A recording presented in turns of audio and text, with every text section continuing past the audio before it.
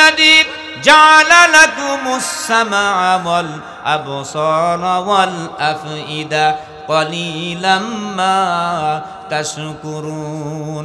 এ পৃথিবীর মানুষেরা, কান দুইটা আমাদের কেউ দেন নাই। চিৎকার দিয়ে বলে দেন, কান দুইটা দিয়েছেন কে? চোখ দুইটা আমাদের কেউ দেন নাই, চোখ দুইটা দিয়েছেন কে? অন্তঃকরণ কেউ দেন নাই, দিয়েছেন কে? আমার ভাইরা, আমার বন্ধুগণ, আল্লাহর নবী কথা বলার পরে আবু জাহেল মুস্কি মুস্কি হাসে আর বলে, ভাতিজারে, আমি বুঝতে পারছি তুমি বুঝি আমার বাড়িতে আমার বিরোধী দলের কোরআন তেলাওয়াত করবা। সুবহানাল্লাহ। কোন পৃথিবীতে আল্লাহ তাআলা যত নবীদেরকে আল্লাহ পাঠায়েছেন, সব নবীদেরকে আল্লাহ নাম ধরে ডেকেছেন। আল্লাহ রাব্বুল আলামিন হযরতে নূহকে বললেন, ইয়া নূহ বলে ডাকলেন। হযরতে মুসাকে ইয়া আল্লাহ ইয়া মুসা বলে ডাকলেন। হযরতে জাকারিয়াকে আল্লাহ ইয়া জাকারিয়া বলে ডাকলেন। হযরতে ঈসাকে আল্লাহ ইয়া ঈসা বলে ডাকলেন। হযরতে ইব্রাহিমকে আল্লাহ ইয়া ইব্রাহিম বললেন।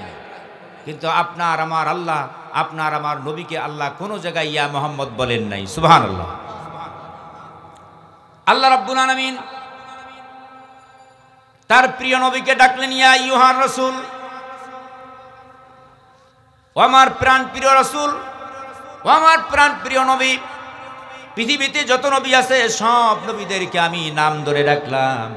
কেন যেন আপনাকে নাম ধরে ডাকতে মন চায় না, এই জন্য আপনাকে আমি রাসূল বলে ডাকলাম। হুজুর বাল্লিগ, আপনি তাবলীগ করেন, আপনি প্রচার করেন। মানজিলা ইলাইকা মির রাব্বিকা, আপনার রব আপনার প্রতি যে কিতাব নাজিল করেছে, নবী গো, ওই কিতাব দিয়ে আপনি তাবলীগ করেন, প্রচার করেন। নবী আমার, ইল্লাম তাফআল, যদি আপনি তাবলীগ না করেন, ফামা বাল্লাগতা রিসালাতাহু, রিসালাতের দায়িত্ব পালিত হবে না। নবী গো, আল্লাহু ইয়াসিমুকা মিনান নাস, ও নবী আমার, আপনি মোটেও জীবনের ভয় করবেন না, মৃত্যুর ভয় করবেন না, ওই সমস্ত মালাউনদেরকে আপনি ভয় করবেন না। যেখান থেকে আপনার প্রতি বাধা আসতেছে, সমস্ত পৃথিবীর মানুষের ভিতর থেকে আমি আল্লাহ আপনাকে নিরাপত্তা দিয়ে দিলাম। ইন্নাল্লাহা লা ইয়াহদিল কওমাল কাফিরিন, ও নবী মনে রাখবেন, আমি আল্লাহ তাআলা কাফিরদেরকে হিদায়াত দেই না। মেহেরবানি করে বলেন তো, হিদায়াতের মালিক কে? আরো জোরে সবাই মিলে। আল্লাহ রাব্বুল আলামিন বলেন, ইন্নাল্লাহা লা ইয়াহদিল কওমাল কাফিরিন, ও নবী আমার, আমি কাফিরদেরকে হেদায়েত দেই না, একমাত্র হেদায়েতের মালিক আমি আল্লাহ তাআলা। আল্লাহর নবী সিদ্দিক আকবর হযরত আবু বকরের কাছে চলে গেলেন। যাওয়ার পরে হযরত আবু বকরকে ডেকে বলেন, আবু বকর রে, দুনিয়াতে ভূমিষ্ঠ হওয়ার পর থেকে নিয়ে আমি মানুষকে দিনের দিকে দাওয়াত দেই, কোরআন দিনের দিকে দাওয়াত দেই। তারপরে আমি নবুয়ত পাওয়ার পর থেকে নিয়ে দৈনন্দিন আমি কোরআন দিয়ে মানুষদের দাওয়াত দেই। কিন্তু আল্লাহ তাআলা আজকে আমাকে আবার বললেন, পয়গম্বর নবী, আপনি কোরআনের দাওয়াতকে বাড়ায়া দেন, কোরআনের তাবলীগকে আপনি বাড়ায়া দেন, কোরআনের প্রচারকে বাড়ায়া দেন। সিদ্দিক আকবর হযরত আবু বকর রাদিয়াল্লাহু তাআলা বলেন, ওগো নবীজি, এই কোরআনের দাওয়াত দেওয়ার কারণে, কোরআনের তাবলীগ করার কারণে আপনি সিয়াবে আবু তালেবের ভিতরে আপনি 3 বছর জেল খেটেছেন নবী গো। এই কোরআনের দাওয়াত দেওয়ার কারণে সাহাবায়ে ইকরাম গাছের পাতা খেয়েছেন। হুজুর, এই কোরআনের দাওয়াত দেওয়ার কারণে তায়েফের জমিন আপনি মার খেয়েছেন নবী গো। এই কোরআনের দাওয়াত দেওয়ার কারণে আবু লাহাব আপনার মাথার উপরে উটের নার বুড়ি চেপে দিয়েছিলেন নবী গো। এই কোরআনের দাওয়াত দেওয়ার কারণে খেজুরের কাঁটা পুঁতে রেখে আপনার পা থেকে রক্তপাত ঘটানো হয়েছে। তা বাদেও আল্লাহ পাক আপনাকে কোরআনের দাওয়াতকে বাড়াইতে বললেন, কোরআনের তাবলীগকে বাড়াইতে বললেন। এর কারণ বুঝলাম না। আল্লাহর নবী জনাবে বিশ্ব নবী মুহাম্মদ রাসূলুল্লাহ সাল্লাল্লাহু আলাইহি ওয়াসাল্লাম বলেন, আবু বকর রে, আমি যত কোরআনের দাওয়াত দিয়েছি, আল্লাহ তাআলা বলেছেন, পয়গম্বর কোরআনের দাওয়াতকে বাড়ায়া দেন, কোরআনের তাবলীগকে আপনি বাড়ায়া দেন। আল্লাহর ব্যাপারে কোনো যুক্তি চলে না। সুবহানাল্লাহ কোন আল্লাহর ব্যাপারে যুক্তি চলে না। যত দাওয়াত দিয়েছি ততবার আল্লাহ আমাকে বলছেন, পয়গম্বর দাওয়াত বাড়ায়া দেন। আমার ভাইয়ের, আমার বন্ধুগণ, আল্লাহর নবী জনাবে বিশ্বনবী মুহাম্মদ রাসূলুল্লাহ সাল্লাল্লাহু আলাইহি ওয়াসাল্লাম বললেন, কারণ কোরআনের দাওয়াত যারা বন্ধ করতে চায়, যারা নাকি কোরআনের দাওয়াতকে বন্ধ করে দিতে যায়, ইসলামী আন্দোলনকে যারা বন্ধ করতে যায়, আল্লাহ রাব্বুল আলামিন সূরাতুল ইব্রাহিম আল্লাহ পাক বললেন, আলাম তারা কাইফা দারাবাল্লাহু মাসালান কালিমাতান তাইয়্যিবাতান কাশাজারাতিন তাইয়্যিবাতিন আসলুহা সাবিতু ওয়া ফারউহা ফিস সামা। আল্লাহু আকবার, জোরে বলি আল্লাহু আকবার। আল্লাহ রাব্বুল আলামিন সূরাতুল ইব্রাহিম আল্লাহ পাক বললেন, হে পৃথিবীর মানুষরা, তোমরা কি জানো না? হে আমার বান্দারা, তোমরা জানো না আমি আল্লাহ তাআলা এই কালেমাটাকে কিসের সাথে তুলনা করেছি? এই কালেমাটা একটা ভালো জাতের গাছ, আসলুহা সাবিতুন, যার শিকড় হলো একবারে, যে কালেমার শিকড় হলো একবারে জমিনের শেষ সীমানা পর্যন্ত, ওয়া ফারউহা ফিস সামা, এবং যার ডালপালা হচ্ছে তার সমস্ত আকাশ বিস্তৃত। সাহাবায়ে কেরাম রিদওয়ানুল্লাহ আজমাইন বলে, রাসূলুল্লাহ, বুঝলাম কালেমাটা একটা ভালো নূরের গাছ, কালেমাটা একটা নূরের গাছ। আপনি বলেন রাসূল, এই কালেমার শিকড় বা শিকড়ে বা কারা, আর কালেমার ডালপালাই বা কারা? আল্লাহর নবী বলেন, ইবনে আব্বাস রে শোনো, হে আব্বাস শোনো, কালেমার শিকড় হলো আমার উম্মতেরা। ইবনে আব্বাস বলেন, রাসূলুল্লাহ, আপনি বলুন তো দি কালেমার ডালপালা কারা? আল্লাহর নবী বললেন, ইবনে আব্বাস রে, কালেমার ডালপালা হলো আমার গুনাহগার উম্মতেরা। সাহাবায়ে কেরাম বলেন, রাসূলুল্লাহ, দুইটা একই জিনিস। আল্লাহর নবী বললেন, আমার উম্মত যখন দুনিয়া থেকে বিদায় হয়ে যায়, আমার উম্মতের দুইটা পজিশন দাঁড়ায়। আমার উম্মত যখন দুনিয়া থেকে বিদায় হয়ে যায়, কবরস্থ করার পরে আমার উম্মতের দেহটা একবারে গাছের শিকড়ের মতো মাটির নিচেই গভীরে চলে যায়, আর আমার উম্মতের আত্মাটা গাছের ডালের মতো সারা আকাশ ভাসমান অবস্থায় থাকে। আমার ভাইরা, আমার বন্ধুগণ, আল্লাহর নবী জনাবে বিশ্বনবী মুহাম্মদ রাসূলুল্লাহ সাল্লাল্লাহু আলাইহি সাল্লাম এই সূরা ইব্রাহিমে বলেন, যারা নাকি কালেমার দাওয়াতকে বন্ধ করতে চায় তাদের ব্যাপারে আল্লাহর নবী বললেন যে, তোমাদের নিকটে, তোমাদের বাড়ির নিকটে যে একটা বড়াই গাছ থাকে, ওই বড়াই গাছটা যদি 5টা ডালের ভিতরে যদি 2টা টাক কেটে দেওয়া হয়, বড়াই গাছটা কি মারা যাবে নাকি? মারা যাবে। তোমাদের বাড়ির নিকটে যদি আম গাছ থাকে, আম গাছের যদি 5টা টাকের ভিতরে 2টা টাক কেটে দেওয়া হয়, তাহলে আম গাছটা কি মারা যাবে? কাঁঠাল গাছের যদি একটা টাক ঝুড়ে দেওয়া হয়, কাঁঠাল গাছটা কি মারা যাবে?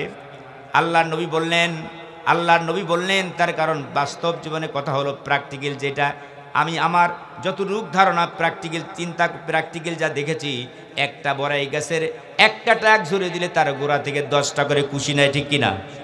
কুশি নেয় না আপনাদের এইদিকে? আম গাছের একটা টাক ঝুড়ে দিলে গোড়া থেকে 10টা করে কুশি নেয়, কাঁঠাল গাছের একটা টাক ঝুড়ে দিলে তার গোড়া থেকে 10টা করে কুশি নেয়। এ মুসলমান ভাইরা আমার, আল্লাহর নবী যে বললেন, কারণ তোমরা যারা মনে করতেছো কালেমার দাওয়াতকে বন্ধ করে দিবে, ইসলামী আন্দোলন যারা বন্ধ করে দিবে, তোমাদের বাড়ির নিকটে গাছের দিকে তাকায় দেখো, একটা গাছের যদি একটা টাক জোরে দিলে যেরকম করে তার গোড়া থেকে 10টা করে কুশি নেয়, তোমরা মনে করেছো 2-1টা ইসলামে কালেমার ডালপালা কেটে দিলে, 2-1টা কালেমার ডালপালা কেটে দিয়ে 2-1টা আলেমকে জেলখানায় বন্দি করে তোমরা যারা মনে করেছো ইসলামী আন্দোলন বন্ধ হয়ে যাবে, তোমাদের গাছের দিকে তাকায় দেখো, একটা গাছের টাক কেটে দিলে যেরকম 10টা করে কুশি নেয়, এরকম 2-1টা ইসলামের ডালপালা কেটে দিলেও এমনভাবে কুশি নিবে যা তোমাদের দ্বারা ঠেকানো সম্ভব হবে না। পারবে কি? কালেমার দাওয়াত বন্ধ হবে? ইসলামী দাওয়াত বা ইসলামী আন্দোলন বন্ধ করা যাবে? আমার ভাইরা, আমার বন্ধুগণ, আল্লাহর নবী জনাবে বিশ্বনবী মুহাম্মদ রাসূলুল্লাহ সাল্লাল্লাহু আলাইহি ওয়াসাল্লাম বললেন,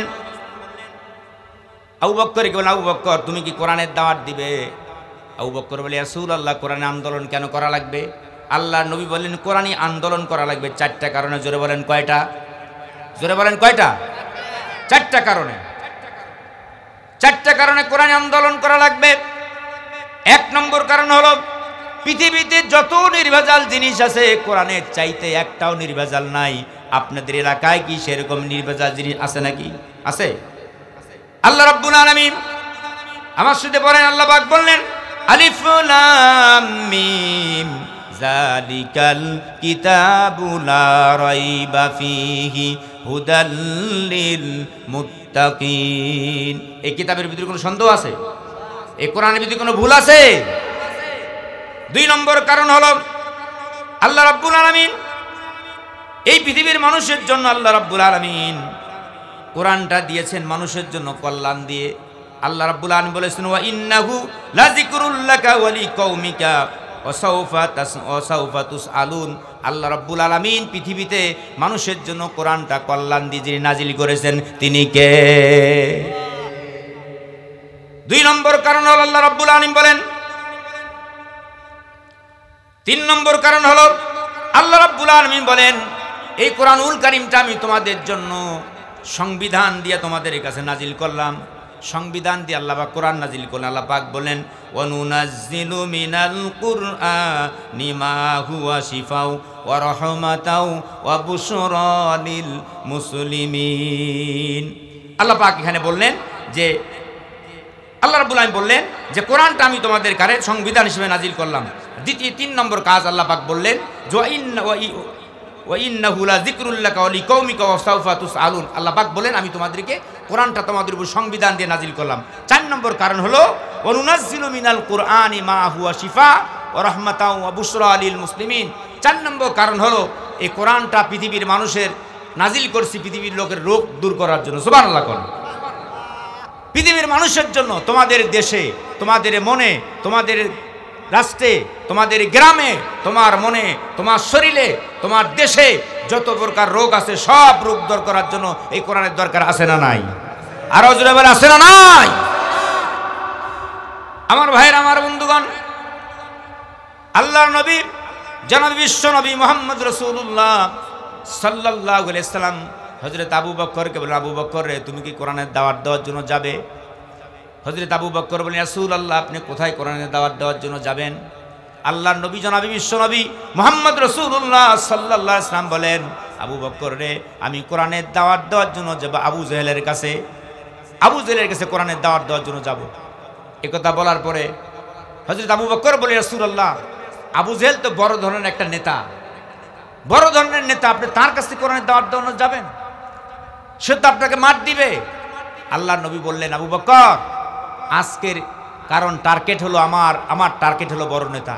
আজকে সমাজের যদি একটা নেতা, প্রতিনিধি, চেয়ারম্যান, একটা নেতা ভালো হয়, নেতা ভালো হয়ে গেলে সমাজ ভালো হয়ে যাবে, ঠিক কিনা? নেতা যদি ভালো হয় তাহলে সমাজ ভালো হবে। রাসূল বললেন, আবু বকর আমার টার্গেট হলো নেতা। আবু জেহেল আমার সবচেয়ে পূর্বের নেতা। আবু জেহেল যদি ভালো হয়ে যায় তাহলে সব দেশের, আবু জেহেল ভালো হয়ে গেলে তার সব অনুসারী ভালো হয়ে যাবে। একথা বলার পরে আবু বকর, রাসূলুল্লাহ আপনি আবু জেহেলের কাছে দাওয়াত নিয়ে যাবেন, আবু জেহেল যদি আপনাকে মেরে ফেলে আমি কি করব? আল্লাহর নবী বললেন, আবু বকর শোনো, আমার হায়াতের মালিক তো আবু জেহেল নয়, আমার হায়াতের মালিক তো আবু লাহাব নয়, আমার হায়াতের মালিক তো আমার হায়াতের মালিক তো আবু লাহাব নয়, আবু জেহেল নয়। চিৎকারে বলেন তো, হায়াত মৌতের মালিক কে? আরেকটাবার আওয়াজ দিয়ে বলেন, হায়াত মৌতের মালিক কে? আল্লাহ রাব্বুল আলামিন 29 নম্বর পারা 2 নম্বর পৃষ্ঠা 2 নম্বর লাইন আল্লাহ পাক বলেন, আল্লাযী খালাকাল মাউতা ওয়াল হায়াতা লিয়াবলুয়াকুম আইয়ুকুম আহসানু আমালা। আরেকবার জোরে জোরে বলেন তো দেখি, জীবন মরণের মালিক কে?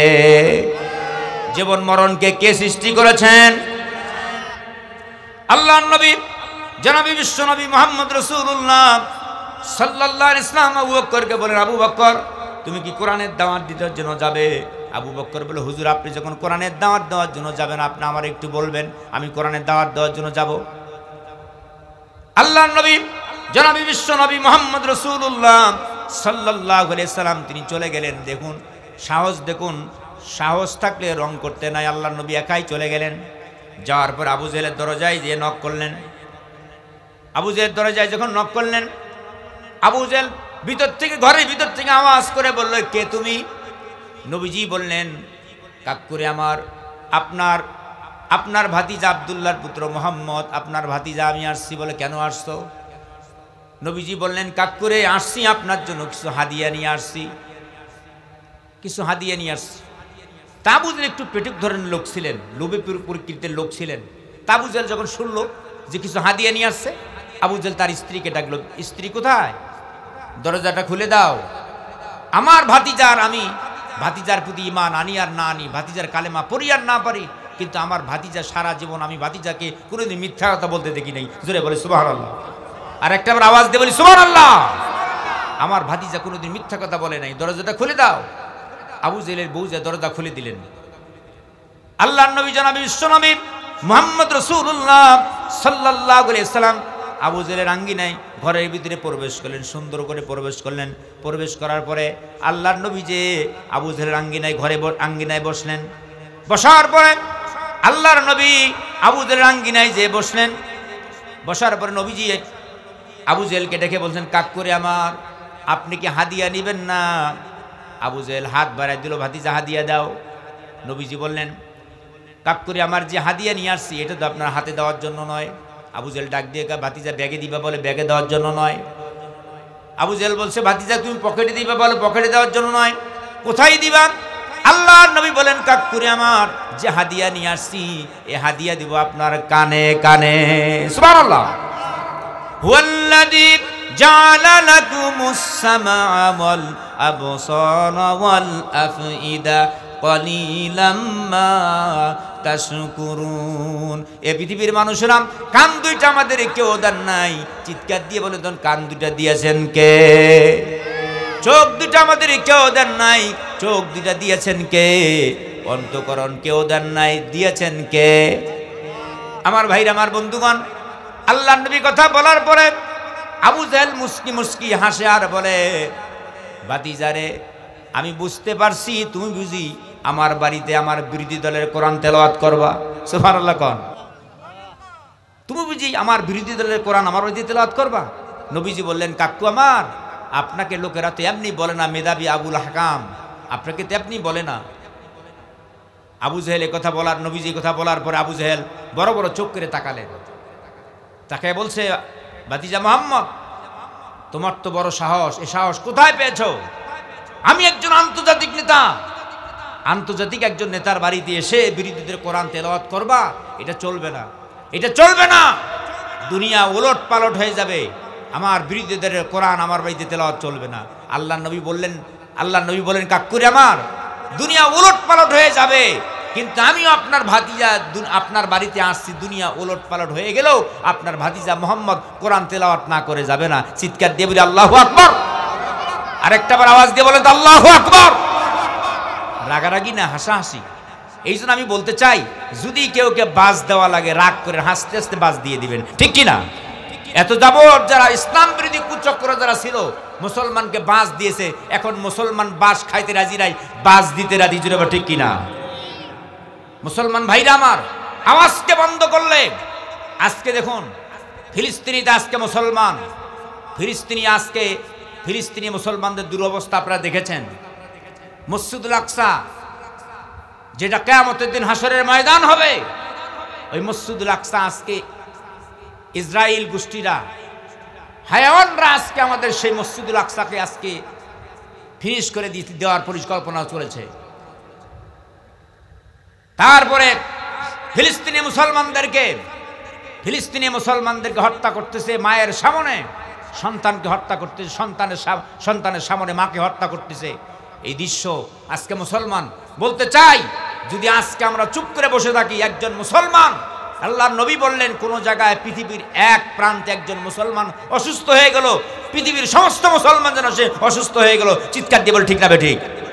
আল্লাহর নবী বললেন, দৃষ্টান্ত এরকম বললেন যে তোমাদের কেউ যদি পায়ে আঘাত লেগে যায়, উষ্টা খেয়ে আঘাত পেয়েছো, হোঁচট খেয়ে পড়ে একটা পায়ে আঘাত লেগেছে, একটা আঁশটা একটা তোমার আঘাত পেয়েছো, একটা আঙ্গুলে আঘাত পেয়েছো, আঙ্গুলে আঘাত পাওয়ার কারণে পুরা শরীরটাই ব্যথায় ব্যথিত হয় কি হয় না? আঙ্গুলে আঘাত পেয়েছে, মাথার হলোটা কি, শরীরে হলো কি? আল্লাহ রাসূল বুঝালেন যে তোমার একটা মুসলমান, একটা যদিও ফিলিস্তিন অনেক দূরে, কিন্তু সে মুসলমান তোমার ভাই। একজন মুসলমান আহত হলো, পূর্ণাঙ্গ মুসলমান সে আহত হয়ে গেল, এই চিন্তা মুসলমানদের অন্তরে থাকা দরকার। আমরা বলতে চাই যে আমরা মুসলমান, যদি আমাদের ফিলিস্তিনি আমাদের রক্ত, আমাদের কোনো সম্পর্ক ভাই নয়, কিন্তু রক্তের সঙ্গে আমাদের মুসলমান। যদি এরকম ফিলিস্তিনি মুসলমানদেরকে, যারা আমাদেরকে ফিলিস্তিনি মুসলমানদেরকে অন্যায়ভাবে হত্যা করতেছে, আমরা আল্লাহর কাছে বিচার করি কিয়ামতের দিন ওই ইংরেজীদের, ভারত এবং ইংরেজ আমেরিকানের যারা কুচক্রের মাধ্যমে ফিলিস্তিনি মুসলমানকে আঘাত করা হচ্ছে, আমরা বলতে চাই আমরা তোমাদের বাংলাদেশে যুদ্ধ না করতে পারি, কিন্তু তোমাদের পণ্য যতগুলি আছে সব পণ্যকে আমরা বয়কট করে দিয়ে রাস্তায় ঢেলে দেবো। তোমাদের পণ্য আমরা গায়ে আমাদের ব্যবহার করতে রাজি হব না। চিৎকার দেব ঠিক না ঠিক? সমস্ত পণ্যগুলি বয়কট করা দরকার। কিন্তু আজকে আমরা দোয়া করতেছি বটে, ওই ফিলিস্তিনি সাবান দিয়ে হাত ধুইয়া তার ওই সাবান দিয়ে দোয়া করলে কাজে আসবে না। ঠিক কিনা ঠিক? ফিলিস্তিনি পণ্য গায়ে দিচ্ছি, হাজার হাজার পণ্য কিনে নিয়ে ফিলিস্তিনি ওই যে ইসরায়েলি পণ্যগুলি কিনে আমরা কি করতেছি? গায়ে মাখতেছি। কিউটগুলি, তারপর 7 আপ, কোকাকোলা কতগুলি খাচ্ছি। আমাদের কাছ থেকে টাকাগুলি ক্রয় করে, আমাদের কাছ থেকে টাকা নিয়ে পণ্য বিক্রি করে টাকা দিয়ে আমাদের মুসলমানদের বুকে গুলি চালাচ্ছে। আমরা তোমাদের কোনো পণ্য, ভারত এবং আমেরিকার কোনো পণ্য আমরা বাংলাদেশের মুসলমান গ্রহণ করব না। চিৎকার দিয়ে বল ঠিক না ঠিক? তোমাদের পণ্যকে আমরা বয়কট করে দিলাম। মুসলমান এই জন্য আজকে শিক্ষা নেন। আজকে আমাদেরকে ইসরায়েলি পণ্য আমরা নেব না। রাজি আছি ইনশাল্লাহ? বলেন ইসরায়েলি পণ্য আমরা বয়কট করব। রাজি আছি ইনশাল্লাহ? ইসরায়েলি পণ্য, ভারতীয় কোনো পণ্য, আমেরিকান কোনো পণ্য আমরা গ্রহণ করব না। অর্থ দিয়ে আমাদের কাছ থেকে পণ্য বিক্রি করে তোমরা আমাদের মুসলমানদের বুকে গুলি চালাবা, তোমরা আমার মুসলমান মায়ের বলে গুলি চালাবা, শিশু সন্তানকে হত্যা করবা, এইটা মুসলমান বরদাস্ত করবে না। যদি আজকে ইসরায়েল এবং ভারত এবং আমেরিকান যারা আমাদের ফিলিস্তিনি মুসলমানদের প্রতি আঘাত করতেছে, তোমরা সতর্ক হয়ে যাও। ভারতকে বলতে সতর্ক হয়ে যাও, আমেরিকাও বলতে সতর্ক হয়ে যাও।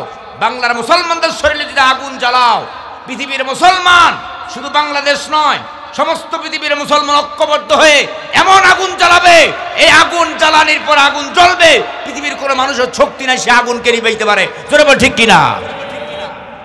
মুসলমান ভাইরা আমার, আল্লাহর নবী জনাবি বিশ্ব নবী মুহাম্মদ রাসূলুল্লাহ সাল্লাল্লাহু আলাইহি সাল্লাম আবু জেহেলের বাড়িতে যখন গেলেন, যাওয়ার পরে নবীজি যখন বললেন যে আপনাকে যে হাদিয়া নিয়ে আসছি, হাদিয়া আপনার কানে দেব, আবু জেহেল বললেন, ভাতিজারে আব্দুল্লাহর পুত্র মুহাম্মদ শোনো, আমার বাড়িতে কোরআন তেলাওয়াত হবে না, কোরআন তেলাওয়াত হবে না, তোমাকে আমার বাড়িতে কোরআন তেলাওয়াত হবে না, আমি তোমাকে বেহেরি করে দেবো, ঘাট ধরে বেহেরি করে দেবো। আল্লাহর নবী বললেন কাকুরে আমার, যে জায়গা থেকে আপনি বেহেরি করে দিবেন সেই জায়গার মালিক তো আপনি না, সেই জায়গার মালিক তো আপনি না।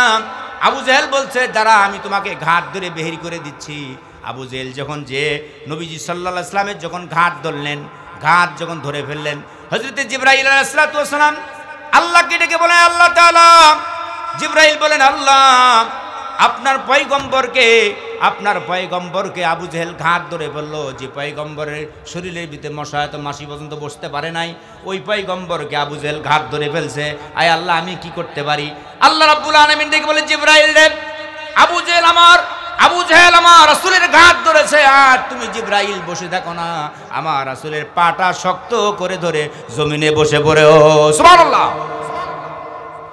তাই বুঝেন, আবু জেহেল রাসূলের ঘাট ধরছে, আর হচ্ছে জিবরাইল রাসূলের পা ধরেছে। এখন জিতবে কে? আবু জেহেল না জিবরাইল?